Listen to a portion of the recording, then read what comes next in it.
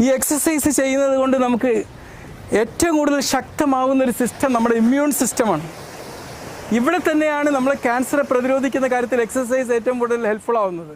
നമുക്കറിയാം, നമ്മൾ എക്സസൈസ് ചെയ്യുമ്പോൾ നമ്മൾ ഇമ്മ്യൂൺ സിസ്റ്റം ശക്തമാകുമ്പോൾ നമ്മളിലുണ്ടാകുന്ന ടോക്സിൻ വസ്തുക്കളെ പുറന്തള്ളുന്ന T ലിംഫോസൈറ്റുകൾ, നാച്ചുറൽ കില്ലിംഗ് സെൽസ്, ഇതൊക്കെ നമ്മൾ ക്യാൻസർ ഉണ്ടാവാൻ സാധ്യതയുള്ള കോശങ്ങളെ അപ്പപ്പെടുത്ത് നമ്മുടെ ശരീരത്തിൽ നിന്ന് പുറന്തള്ളുന്ന കോശങ്ങളാണ്. അതുപോലെ മറ്റൊരുപാട് ലിംഫോസൈറ്റുകൾ, ഇതൊക്കെ വളരെ ഊർജ്ജസ്വലതയോടെ ആക്ടിവേറ്റ് ആവും എന്നുള്ളതാണ്. നമ്മൾ മനസ്സിലാക്കേണ്ട ഒരു കാര്യം, നമ്മുടെ ഹൃദയത്തിൽ നിന്ന് വരുന്ന രക്തക്കുഴലുകളെ പുഷ് ചെയ്യാൻ വേണ്ടി ഹൃദയം എന്ന് പറയുന്ന ഒരു മസിൽ അവിടെയുണ്ട്, ഇല്ലേ? അതുപോലെ എല്ലാത്തിനും പ്രവർത്തിക്കാൻ ഒരു മസിലിൻ്റെ ശക്തി വേണം.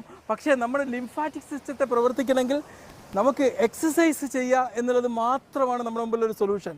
അപ്പോൾ എന്താവും, ഈ ലിംഫാറ്റിക് സിസ്റ്റം അവിടെ എപ്പോഴാണോ ആക്റ്റീവായി നിൽക്കുന്നത്, നമ്മുടെ ശരീരത്തിൽ ക്യാൻസർ ഉണ്ടാവാൻ രൂപത്തിലേക്ക് ഒരു കോശം